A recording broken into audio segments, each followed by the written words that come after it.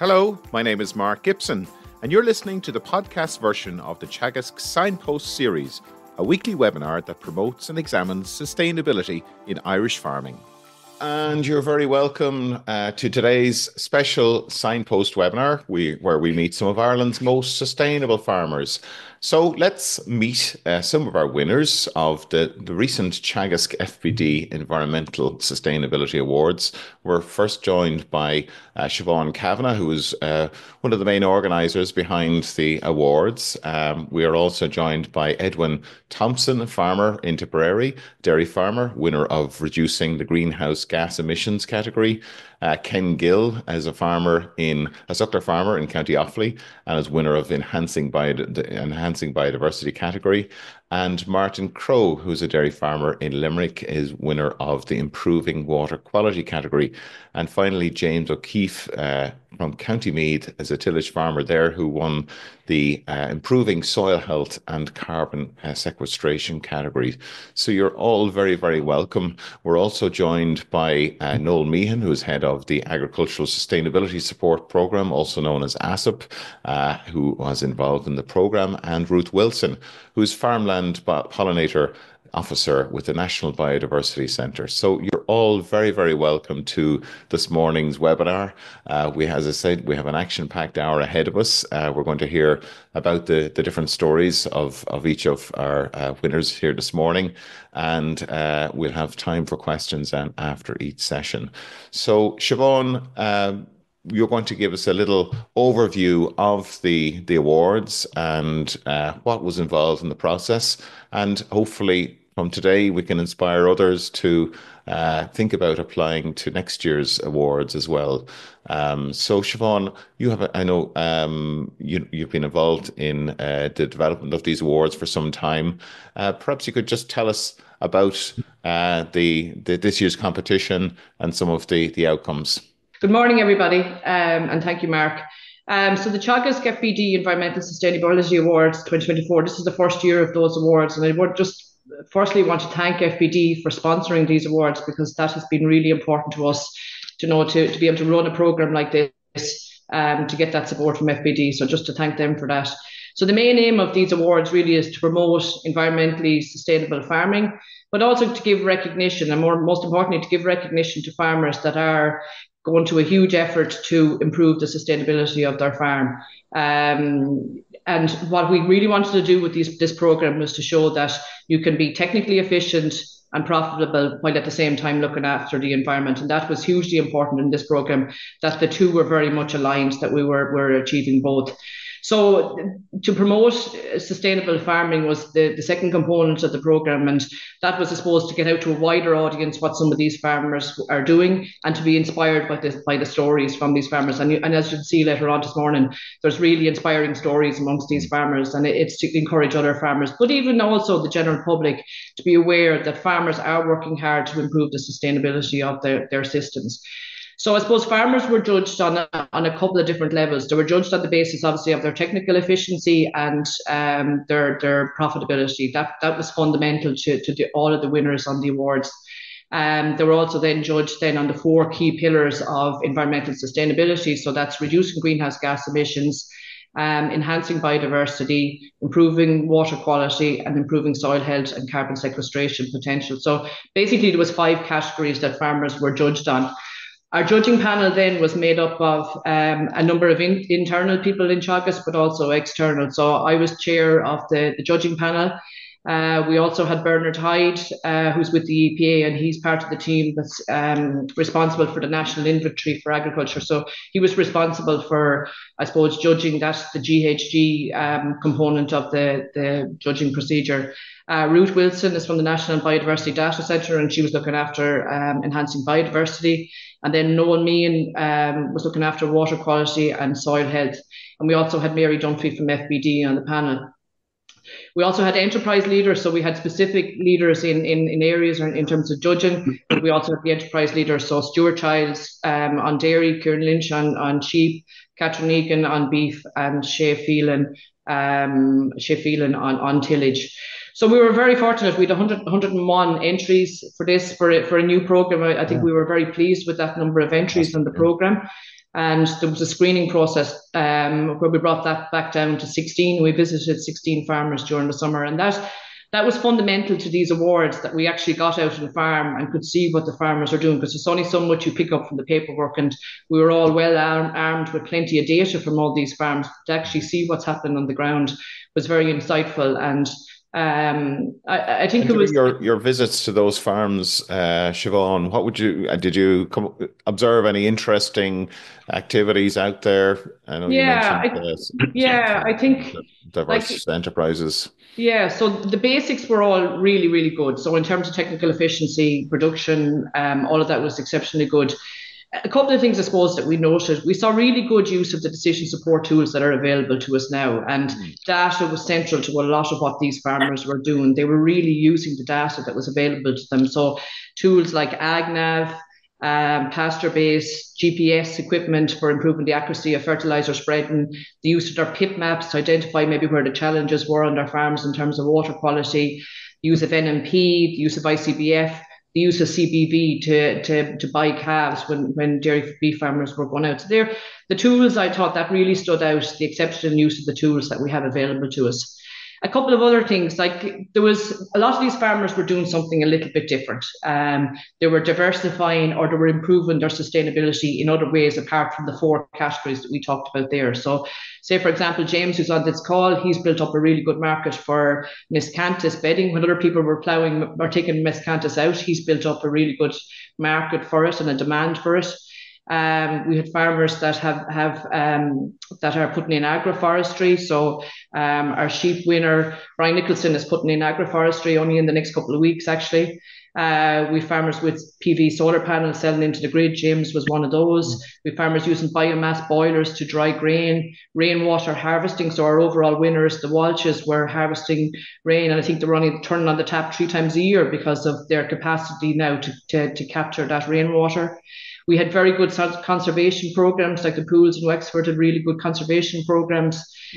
And then there was plans like there was Lady Blonde Gallagher in Wicklow, or sorry, in Galway, was building up markets for Galway sheep, or for Galway lamb. So there was a lot of different things going on these farms. And what was really noteworthy, and I think it was noteworthy the night of the award ceremony on the 1st of October, was the number of farmers that actually had forestry. And when we counted them up, I'd say out of the 16 finalists, was 8 or 9 of them had forestry on their farms, which I thought was quite interesting. There was collaboration was very obvious on a few farms, and one that really stood out for me was Aidan Maguire. He'd built up a really good relationship with the dairy farmers that he was buying his calves from. So he had great confidence in the genetics and the quality of the calves that he was buying in terms of their health, but and probably as important or more important, the genetics of them. So Aidan was actually having an input into the selection of the straws that were going to be the beef straws, the DVI animals that were going to be used. And I think that's something that we could learn from. Like that was a great story in my view. Other things in terms of collaboration, tillage farmers working very closely with dairy and pig farmers to get organic manures. In James's case there, I'm sure James will talk about it later on, he's producing red clover silage for another farmer and taking back in the organic manure. So there are collaborations like that. And I think what was really obvious was these were all family farms, and they were enjoying what they were doing. Like there was great pride, huge commitment, and a dedication to what they were doing, but they were getting well-being benefits also from what was happening on their farm in terms of improving their environmental sustainability. Brilliant. Well, that gives us a really good overview of the program. I've been involved in a few competitions myself over the years as a judge, and I have to say it's always an inspiring exercise to go out on farms and see the amazing work that's being done by our food producers across the country. So let's move on to the next stage of this morning. We're going to take a look at the individual categories. Siobhán, you were involved in the reducing greenhouse gas emissions. Do you want to say a few words about what you were looking for at that point during that under that category? Yeah, so just throw just one single slide here, just to highlight maybe what were we looking for when we were looking at looking for the GHG winner. So just maybe to say before I go on to that, Mark, we had 5 enterprise winners. So dairy, suckler beef, dairy beef, sheep, and tillage. They were the enterprise winners, and then there was 4 category winners, which is they're the farmers that we're meeting here this morning. So for the reducing greenhouse gas emissions, the areas that we were looking for were really the technologies that are in the MAC 2023. So what are the technologies there that we know will help us to reduce our greenhouse gas emissions? And I suppose the obvious ones that are ones like reducing chemical nitrogen. And within that, then we were focusing on soil fertility. Did the farmer have a high level of soil fertility, and have worked hard on that? The establishment of clover on the farm, what use they were making of slurries on the farm, and the precision of fertilizer spreading. So that was all around that reducing chemical nitrogen. Aged slaughter, we know, is one of the big technologies to reduce emissions. So the actual reduction in aged slaughter, but also things like buying calves and using the CBV value, or for dairy farmers using high DBI bulls with a high beef subindex. So it was a combination of, actually the reduction in aged slaughter, but also the things that drive that reduction in aged slaughter. Obviously, animal performance was really important. So milk solids, beef output, lamb output, tillage output. The use of protected urea, so the NBPT protected urea, so the use of that on farms where that was relevant, obviously not on the organic farms, but making sure that was at a high level and being maximised on farm, and particularly that it was the protected urea that's been incorporated or recognised in the national inventory. Then other things like diversification. So, say, example, in Brian Nicholson's farm, he was putting in agroforestry. So, what are changes made to the system, maybe in terms of diversification over the last couple of years?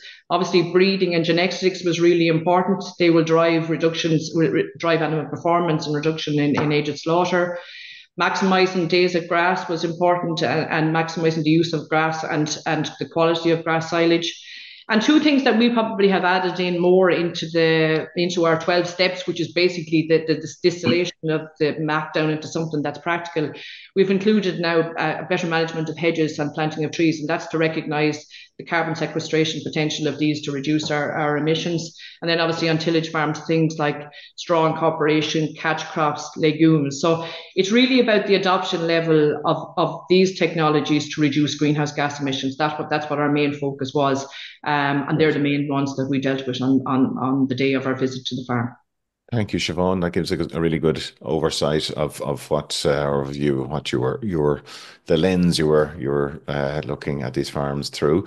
So now we're going to have a look at each of our individual farmers. So Edwin, thanks for joining us this morning.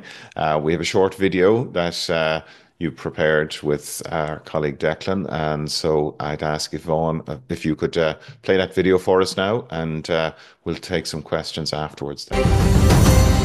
My name is Edwin Thompson. I'm married to my wife Diane. I have 3 boys, teenage boys. I'm farming here in Golden, County Tipperary, the heart of the Golden Vale, milking 160 cows, farmed on about 86 hectares. When we first joined the Signpost programme, we identified areas that we could improve on. So we immediately reseeded some land and we got some clover going. We currently have about 50% of the farm growing in clover or multi-species. I have the tractor set up with GPS, so we're driving very accurately. We're spreading about 40 to 50% of what we used to spread of the chemical nitrogen, and all of that chemical nitrogen is spread in a protected form. We've reduced our chemical nitrogen last year to about 110 units of nitrogen per hectare. I walk the farm here on a weekly basis. I use a combination of plate meter and eyeball in it. We're picking beef sires that have a high CBV value. This gives the beef man a better animal. He knows now that when he goes to the market to buy an animal, that this animal will perform for him. We're quite happy to leave a little bit of land for nature, for the environment, hedges, ponds, reed beds. We're not obsessed here with farming every square inch of the land. We're quite happy to leave areas. We used to keep the hedges neatly trimmed and manicured, but now we're trying to leave them escape and grow and produce flowers and cover and food for wildlife and for birds. I love getting up in the morning and heading over to the farm and planning my day. For me, there's no stress involved, there's no traffic. I'm out in the countryside, working with beautiful animals, making a good living. It doesn't get much better.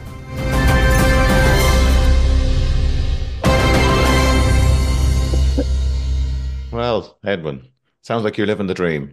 Good morning, Mark. Yes. Good morning to you. Your congratulations on winning the category. It was a great achievement, and you know, we know you're not a stranger to the Signpost program. We spoke, I think, last year. Edwin, for those people watching this morning, and I'm sure very keen to understand what drives you to make these changes on your farm, and to be farming more sustainably. What would you say is the main driver for you? Oh, I suppose, Mark, every farmer is concerned with the environment and water quality, and these little things play on our minds a little bit. And I feel if we can all do a little bit to improve our own situation, and then consequently improve the dairy industry as a whole, make it a greener, more environmentally friendly perspective for everybody. And I just feel strongly about that. And when I was asked to join Signpost, it excited me to enter it and try a few of these measures and see how we get on. What would you say are the main changes that you have observed, you know, since you've embarked upon this journey on the farm? The main changes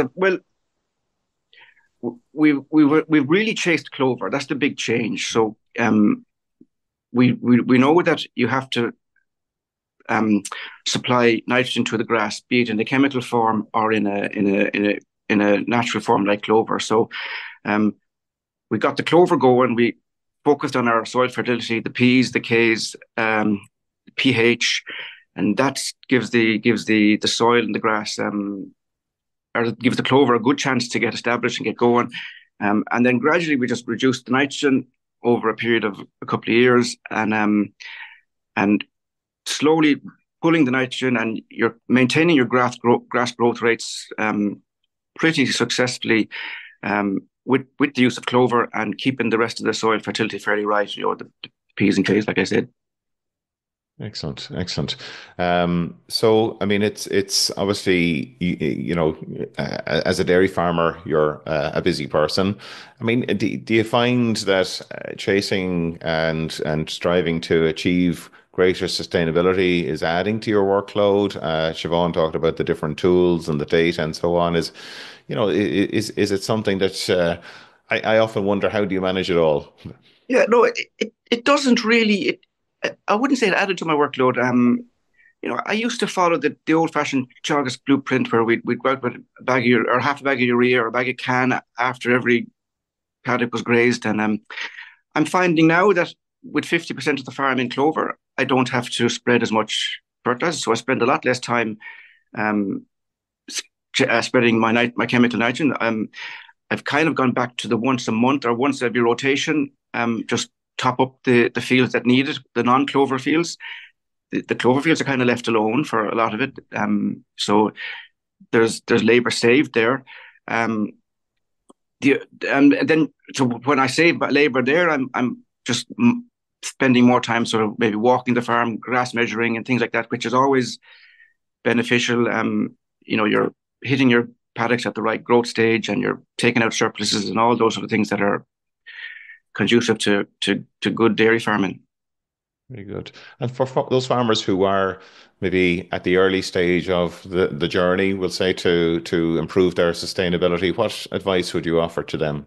Well, first of all, you've got to get your soil fertility right. That's the first thing. Do a soil analysis and fix any P's, K's, pH. Get those right, and then start off with just one paddock. Get your clover going. And concentrate on that.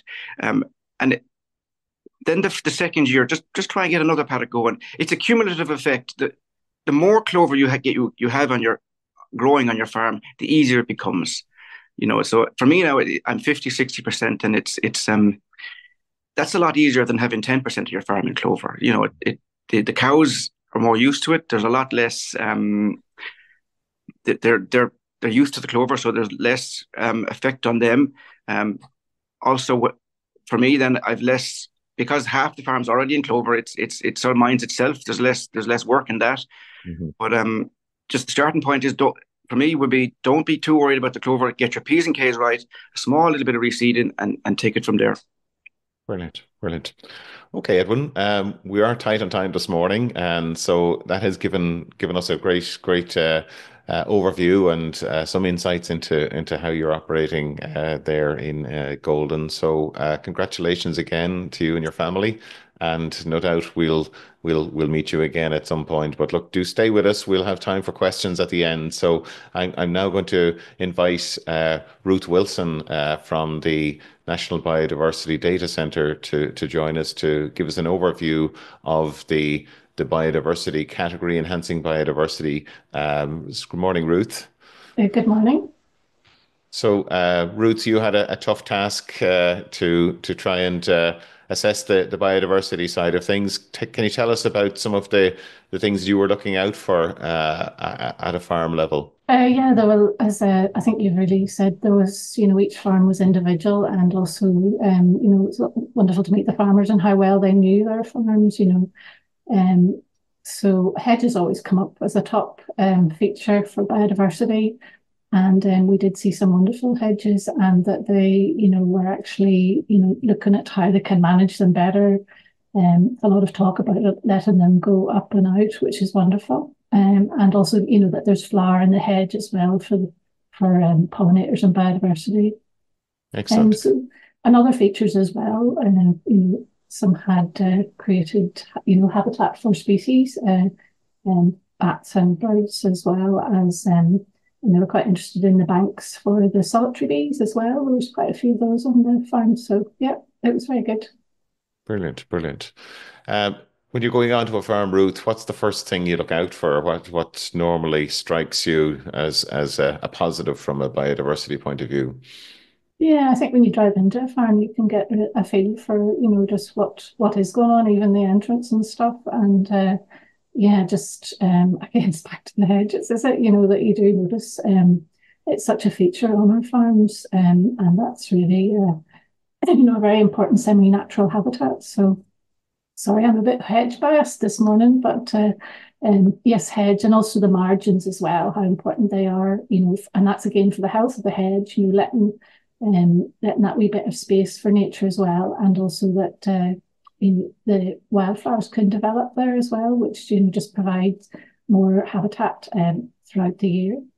Excellent.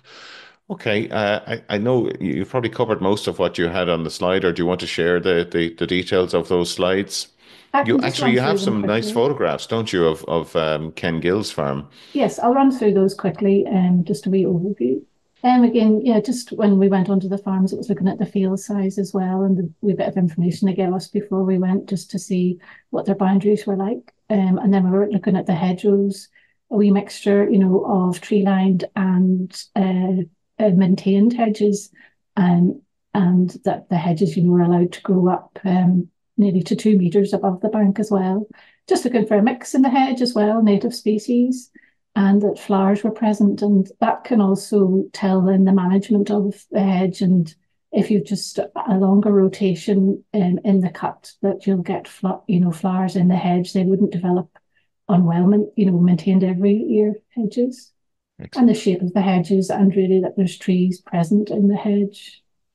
Also, just on the drain management, water and open drains.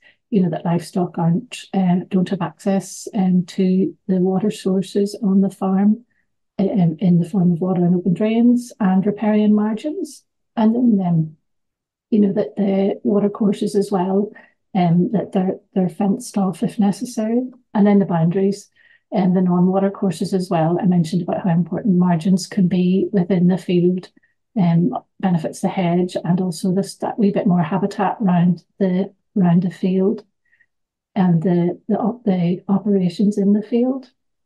And so that they're managed as well and not sprayed, managed with a cut and left or grazed off at the end of the year, just helps it from developing thatch and will help it become more flower rich. And then other actions as well. We just did a wee check on invasive alien species and their rodent control. And also I mentioned about the habitats as well that were created. Also looking at other features as well, some extensively managed grassland, some lovely individual trees on the farms was fantastic to see, native woodland and traditional orchards, and wetlands and pond features within the farm. And also we just had a wee chat to the farmer, on his knowledge of biodiversity on the farm and what actions he was taking. And, just if there was any designated sites that he was had on his land as well. So that's a wee overview of what we were looking for.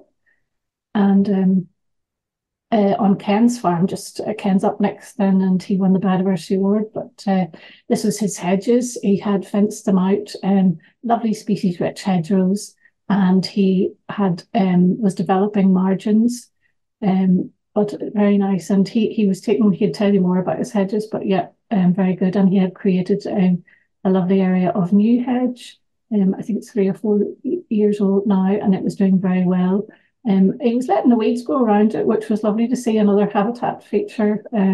He wasn't too worried about that. He had a lovely grass margin on his tillage fields as well, which was lovely to see. And another feature just on Ken's farm was a pasture area that he very much valued for resilience. So he'll tell us a wee bit more about that. And he had included some new trees that were protected, and he'd left some deadwood, which was lovely to see. Mm-hmm. So excellent. I'd let Ken tell you more. Brilliant. Okay, thank you, Ruth. That gives us a really good overview of that category and some of the things that Ken was implementing. Good morning, Ken. How are you today? Good, thanks. Great. Thanks for joining us this morning. We're going to show a short clip that was featured in the awards, and we'll maybe get into have a discussion after that. So I'll ask Siobhán to share your video. My name is Ken Gill. I'm an organic beef and tillage farmer here in Clonbelogue in County Offaly. I have about 90 hectares and I've run 60 to 65 suckler cows and an autumn calving suckler herd. One of the changes I made when I converted to organics was to go 100% autumn calving, and it's been one of the best decisions I made. There's a couple of advantages. One is the cows go in October, and they're very easy then to see and keep an eye on for 100% AI. 100% AI has probably transformed the herd more than anything else. Picking bulls for replacement, but also picking bulls for terminals. Their heifer calves are coming along. They're well able to calve at 2 years of age. My rotation is red clover and oats, but also to break the sod, it goes into a turnip, rape and kale in the autumn. For me, that's a great saving. It leaves my store cattle out for November, well into December, and that's a huge saving. So if I had to pick 3 things that I've been doing on the farm that have really kind of made a difference to the environment, one would certainly be the hedge management and the field boundary management. So allowing the hedges to grow, making sure that there's plenty of flowering plants in it. Something that isn't often talked about from a biodiversity point of view is that the biodiversity that's underneath the soil. And that comes from me, part of it is rotation, that breaks that up, but getting it back into grassland, but also leaving roughly a third of the farm in old permanent pasture that has that incredible biodiversity going on underneath the soil. So I've planted a lot of trees, I've always loved trees. So I've always been lucky enough to have an old semi-natural woodland there, and I'm managing that in a way that is coppice with standards, and that's something that really is something that's a sight to behold. If you look at the list that Teagasc have of 12 things to reduce your gas emissions on the farm, 10 of them only affect me because 2 of them are to do with spreading fertiliser, which I don't do. But there is not one of those things on that list that I feel that aren't good for the environment, but also good for your bottom line.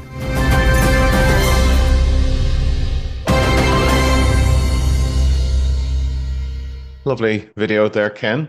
a Thanks. great overview of your farm. Beautiful place, by the way, and congratulations to you on winning the category, the biodiversity category.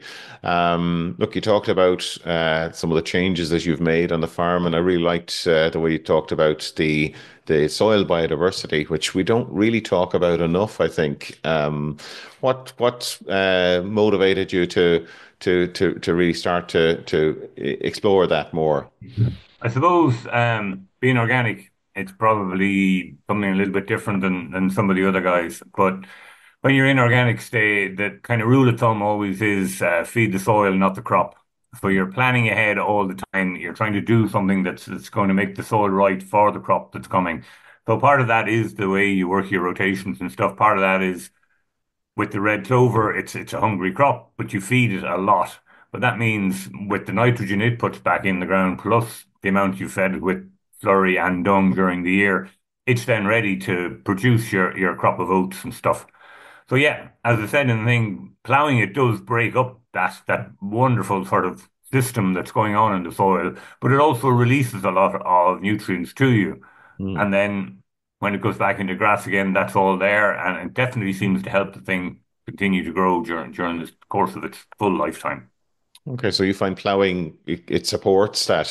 It breaks the stuff up, but it's there, and definitely your reseeds will be more productive than your older swords. I mean, I grant that. So I say I've roughly a third in old swords, two-thirds will be over the course of its life will be either in the rotation or be reseeded. But yes, the reseeds are a bit more productive, but the other swords do a lot for me as well. We talked about, and you talked about some of the points there that the key changes that you've made. What advice would you offer to other farmers who are on the sustainability journey or thinking about going on it?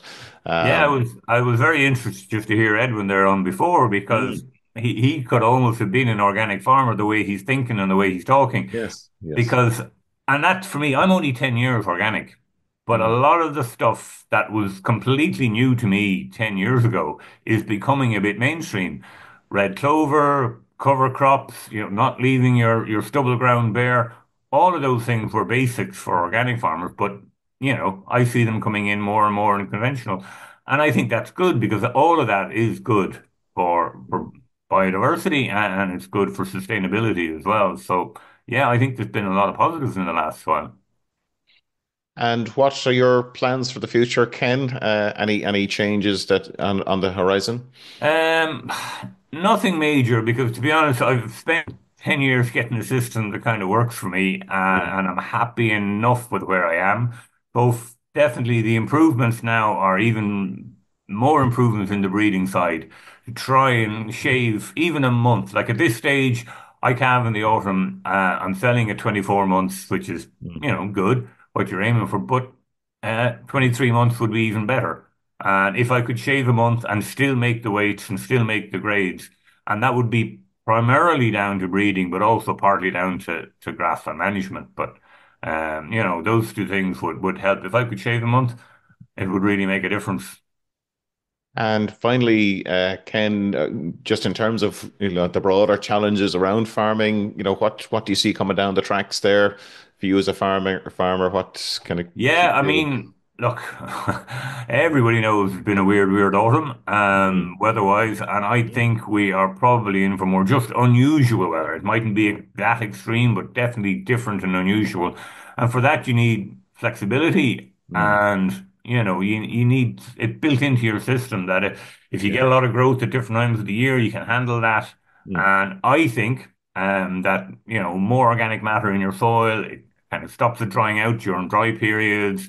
That sort of thing that we just have more flexibility in the system Mm. going That's forward. really, really sound advice, and building that resilience and Yeah.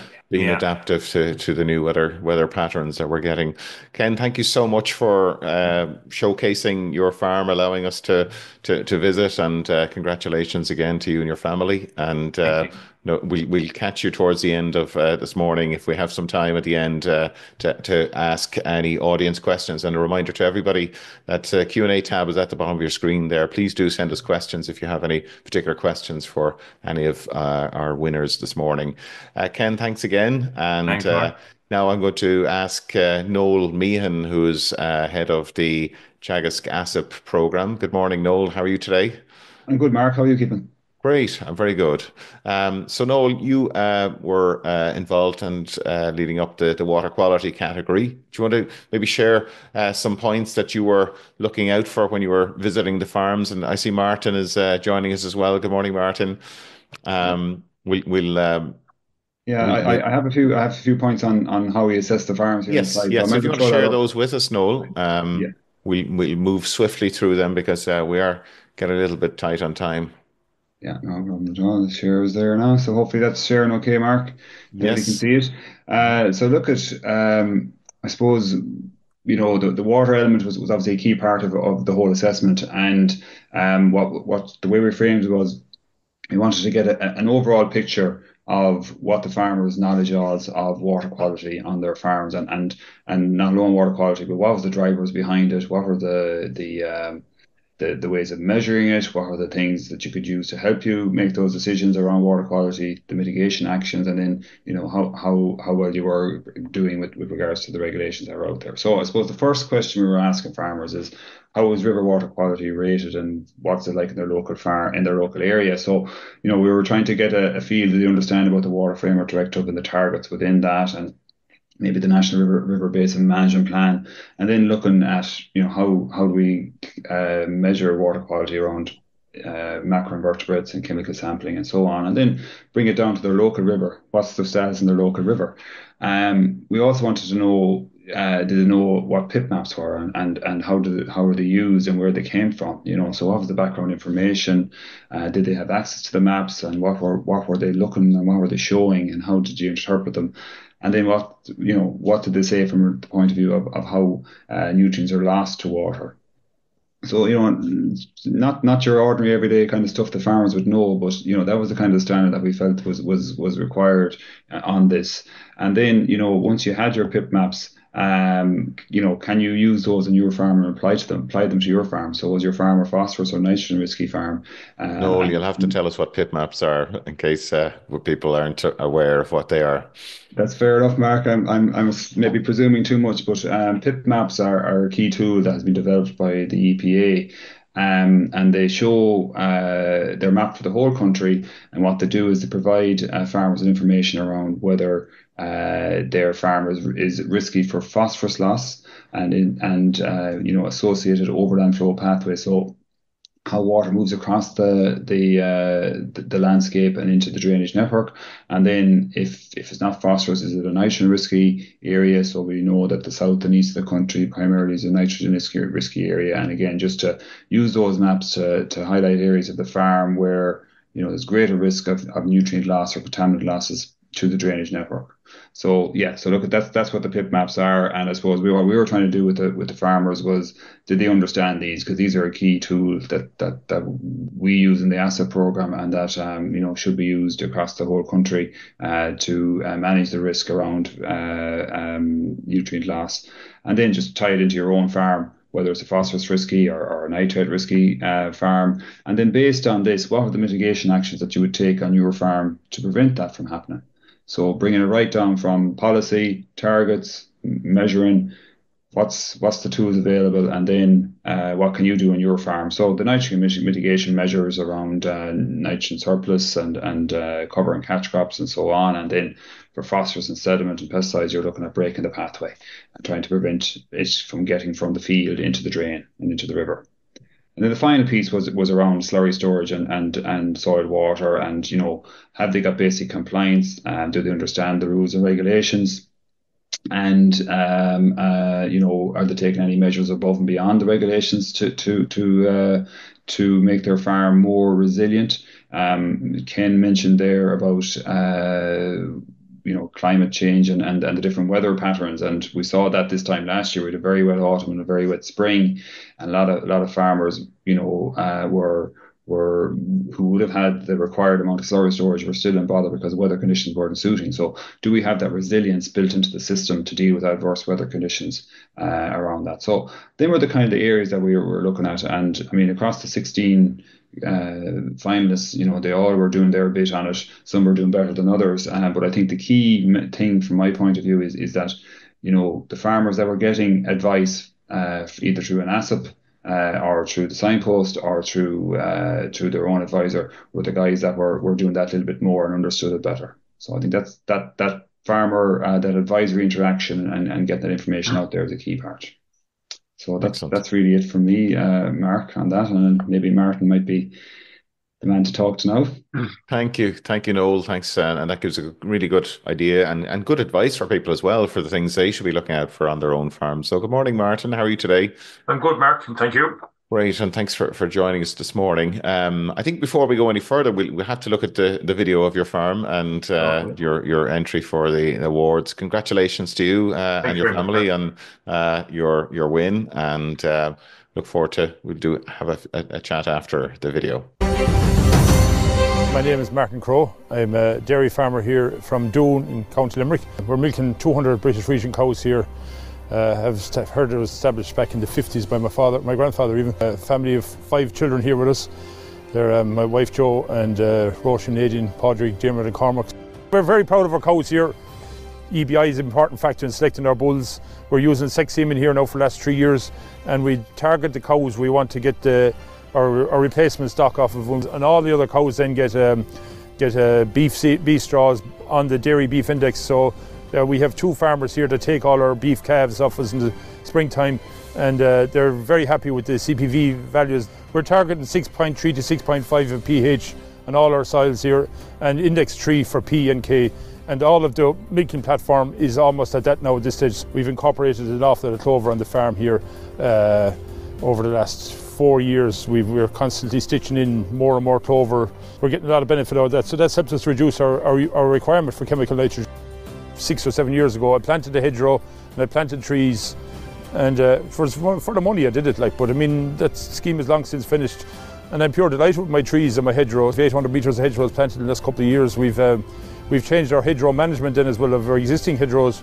We're now, instead of the box hedge where we thought was lovely all the years going back, we're now letting those hedges grow up. There's a lot of water streams here at home, at the home farm and the outside farm, and we have them all fenced off 5 feet back from the top of the bank, and then we have an exclusion zone outside that for slurry and chemical fertiliser that we don't go inside. We also have a settlement ponds then coming off from the water coming off the farmyards and that. So the grey water there, we try and catch as much sediment coming from the yards. I constructed a pond 3 years ago as well as part of the Mulcare EIP programme, and we're very happy with that as well. Mark Little, formerly of RT, put a very good question one time. He says, what will you say to your grandchildren in 20 years' time when they ask you, Grandad, what did you do? So in 20 years, please God, I will have grandchildren, and I'd like to be able to tell them that we did this and this to secure their future.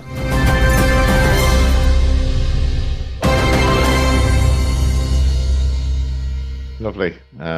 Looks like you've plenty of help there as well, Martin. I was going to ask you the question, how do you do it all? Because I know you're also working as an agricultural consultant during whatever time you have left over from the farming. I've only got stuff here to desk to get after when I get off the call, Mark. Yeah, but no, I've a very good man with me. Dermot Cummins is with me for the last 15 years, and in fairness to him, he's brilliant. So I've been blessed that way. I have great, and my own family help out great as well. So yeah, we have a good team around us, so that helps.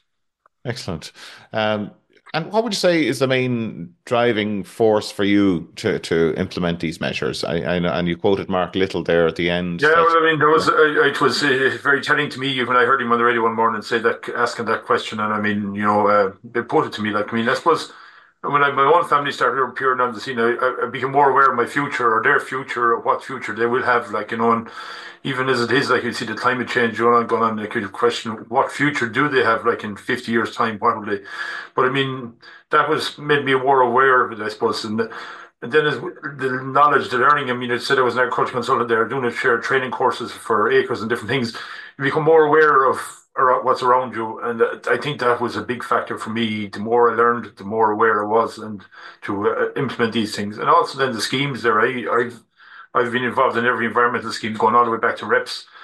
I got paid to do all these measures. I was involved in the Mulcair EIP, and I have the ASSAP advisor, local wheeling out to me there about the water EIP program as well. I'm going to be joining that scheme as well. And all those things are for environmental good and water quality. And they're no load to carry either. We'd be quite happy with your measures afterwards, looking back at them. What would you say were the biggest challenges you faced along the way, Martin? And I'm not suggesting you're at the end of the journey, but I'm not at the end of the, definitely not at the end of the journey. We're going along. What's the biggest challenge, I suppose, is the time to go and do these measures, I suppose. And I suppose you're putting yourself out there. Digging a pond or digging these settlement ponds, whatever. It's new, it's different. If your neighbours are looking over the ditch, what's Martin at today? But I mean, that doesn't bother me at all, because at this stage, because the farmers are more talking about it, and get people talking about these things is very important too. So yeah, it's the time, I suppose, at the start, and the effort that goes into doing these things. I mean, as you said earlier, I'm busy enough. Yeah. Excellent. In terms of the sort of broader scale, we touched on it with Ken earlier on about what do you see as the big challenges facing farmers like yourself over the next number of years from a sustainability point of view? We know that a lot of farmers, you could argue that the lower hanging fruit is being reaped. I mean, what would you say are the next things that you will need to focus? Well, I suppose we have the ongoing challenge of water quality. Anyway, Mark, that's to me is a big challenge for us. Well, I'm not a derogation farmer. I'm quite close to it, and it's very important for us to retain our derogation. But I mean, we have an effort, we have a job of work to do in order to improve water quality from a farming perspective. So that's a big challenge for us. And maybe the greenhouse gas emissions one, then the 25% target is a challenge for us to achieve. We have a lot of work to do in that area as well to get there. They're the big environmental, I suppose. Biodiversity loss then, is the third one, and that's a challenge as well. But I mean, I think people become more aware of the importance of biodiversity, and I mean, hedgerow management and that, which I mentioned a number of times earlier, is changing slowly. But I mean, there's a mindset there that has to go overcome as well. Where these nice, tidy, clean hedges and are let grow up. And it seemed to us Edwin Ken had a hedgerow there, a new hedgerow planted, and all the weeds and stuff inside in the middle of it, and it was lovely. But I mean, that wouldn't be acceptable on a lot of farms even still. But I mean, that mindset change has to come. Yeah, no doubt about it. And finally, Martin, you have a good eye.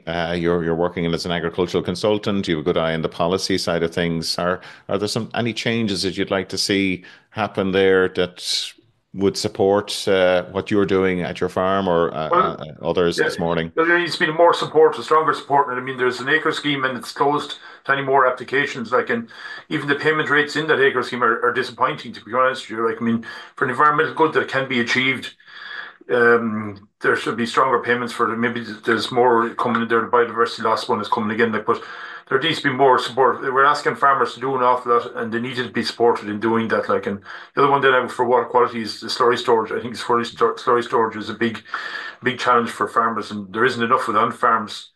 And there needs to be support for farmers putting that slurry storage, stronger support around planning and TAMs. So they're the challenges as I see it.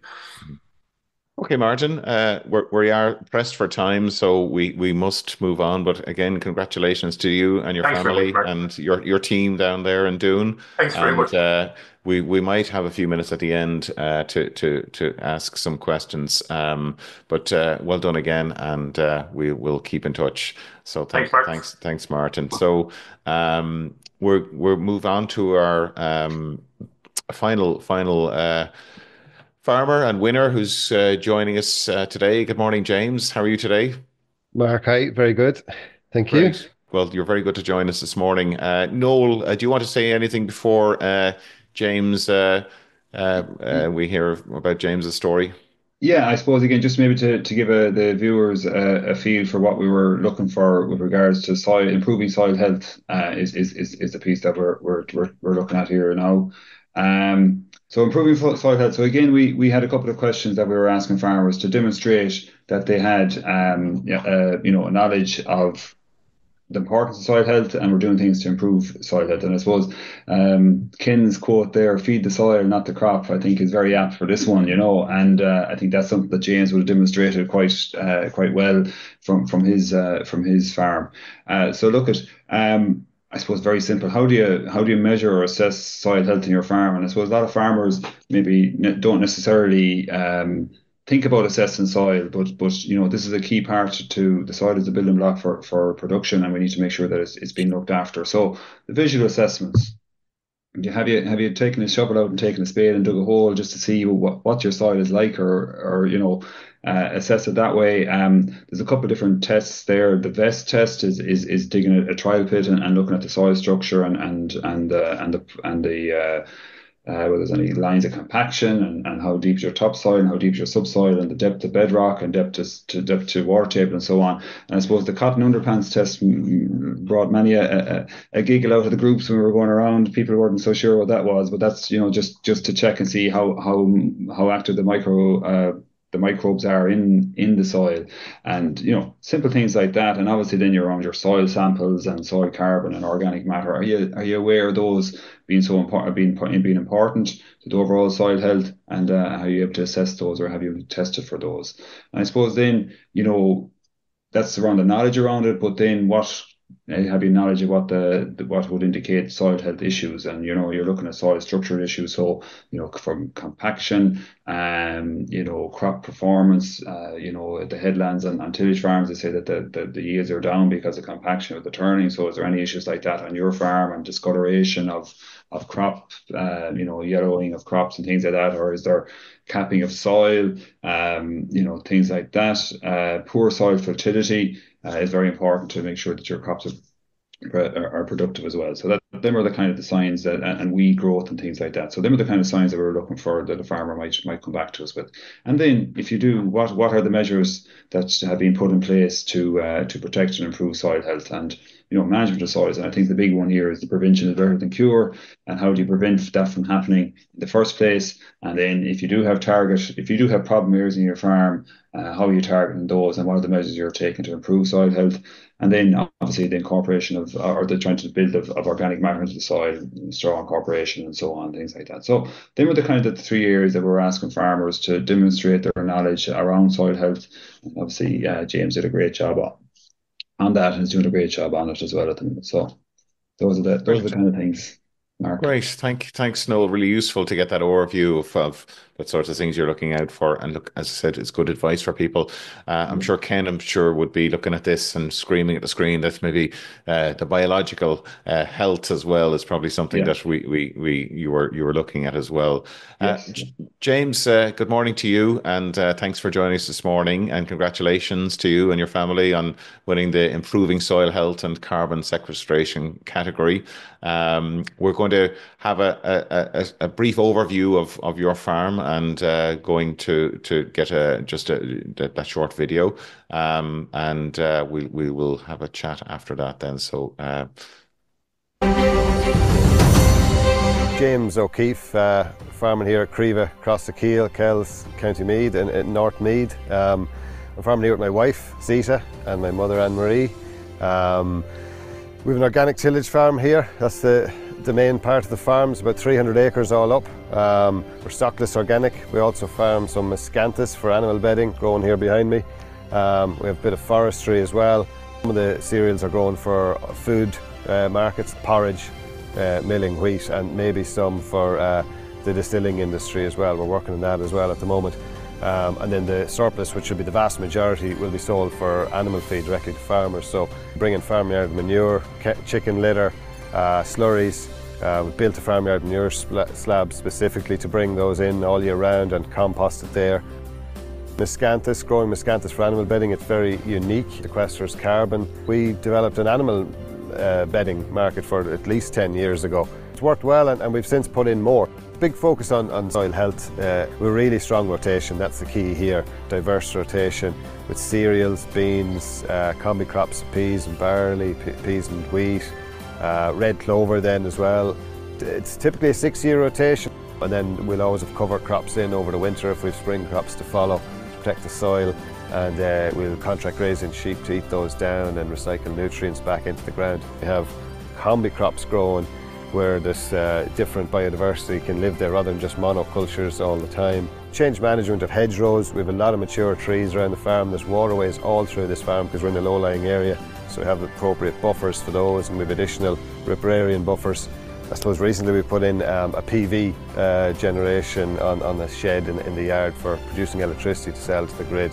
Do have plans to measure carbon in the farm. I suppose I did a calculation myself a while ago and it seemed quite positive for the organic farm, and with a little bit of forestry, and we have the miscanthus. Like any farm, you're only minding it for a short time, so yeah, definitely would love to be able to hand over to my son Michael, because we're here for about 6 generations, and Michael will be the 7th.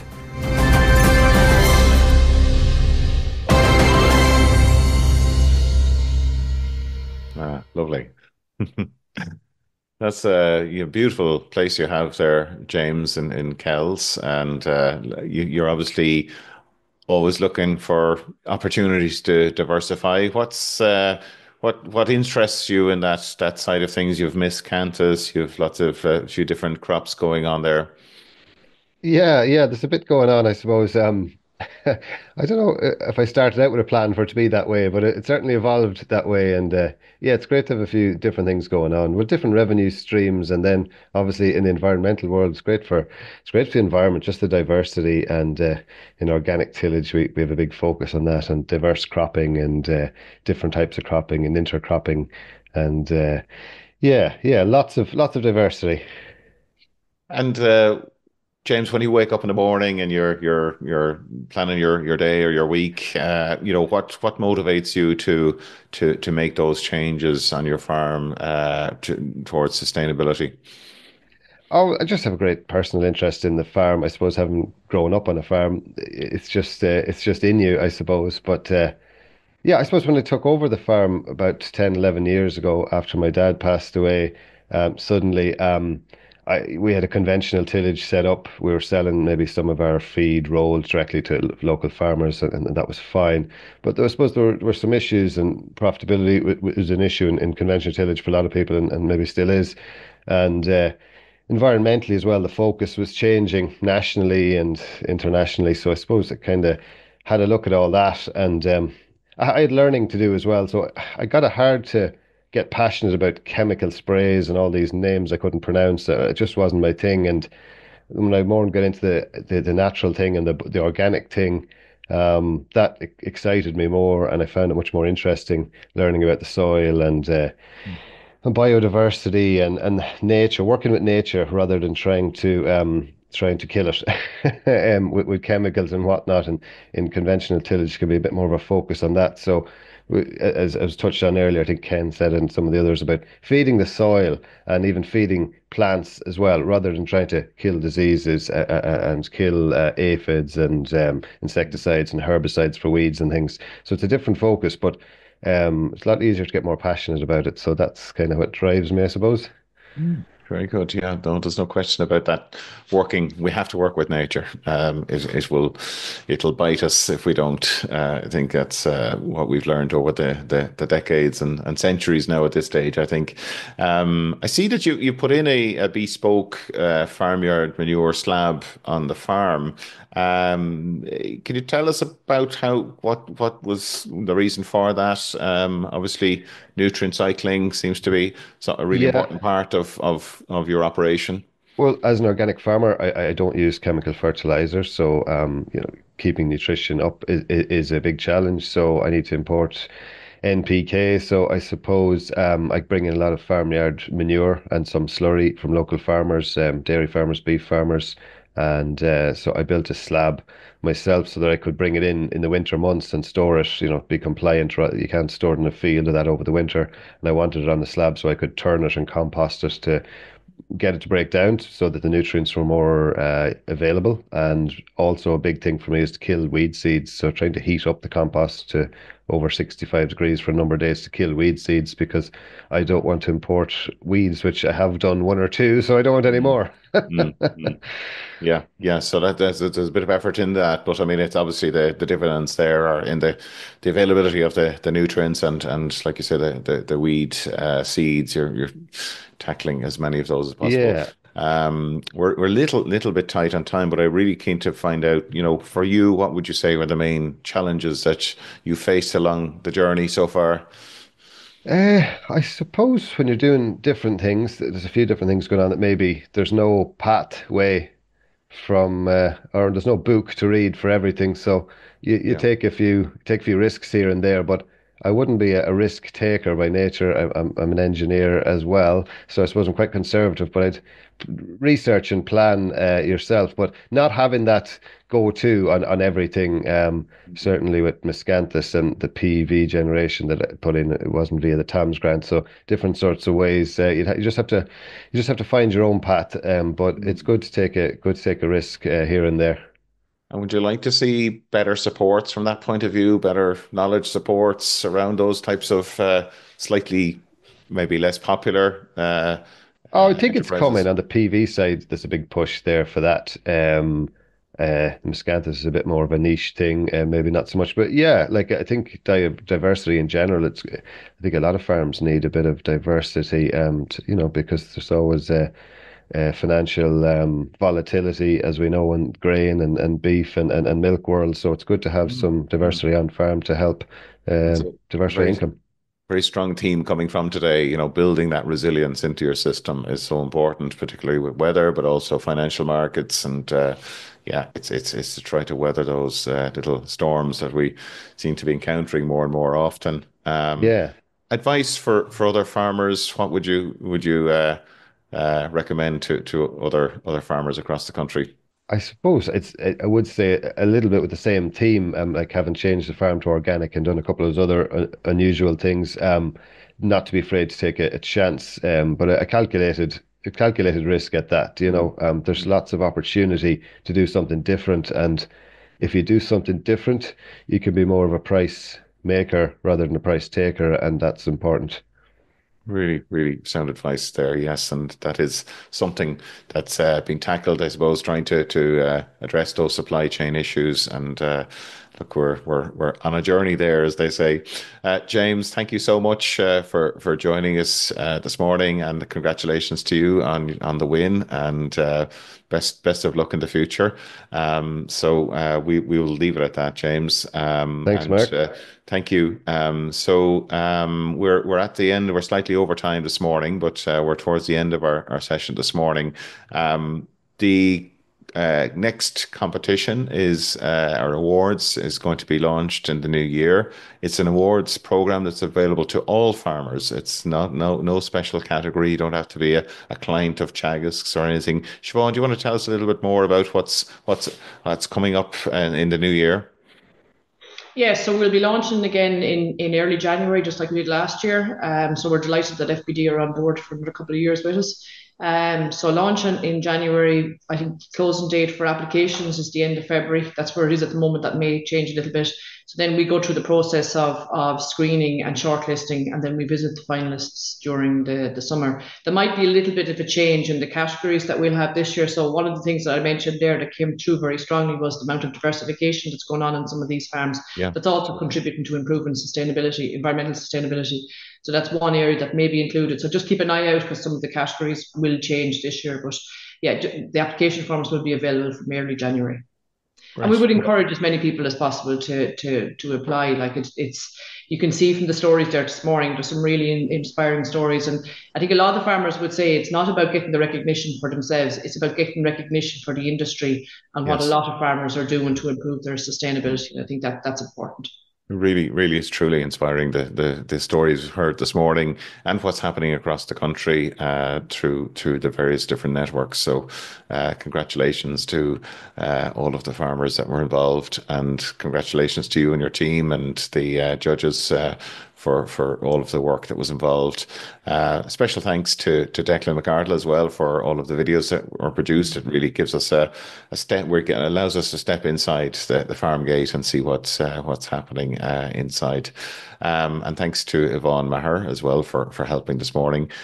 Just before we finish up, just to let you know that we'll be joined next week by Professor Owen Fenton from Johnstown Castle, and Wen Son Shi, who's also in Johnstown Castle. And they're going to be talking about environmental environmental research, agri-environmental research that's taking place in East China. So do join us next Friday for that session. So again, a big thanks to all of the sponsors, FBD, for allowing this to happen. And we wish everyone well with the competition next year. So with that, we'll wish you a good weekend, and we will talk to you next week. Thank you. You've been listening to the podcast version of the Teagasc Signpost Series, the weekly webinar that promotes and examines sustainability in Irish farming. Don't forget to join us live every Friday morning for our latest webinar. For more, visit teagasc.ie. And you can also rate, review, and subscribe to the Signpost Series on Apple Podcasts, Spotify, or wherever you get your podcasts from. I'm Mark Gibson, and thanks for listening.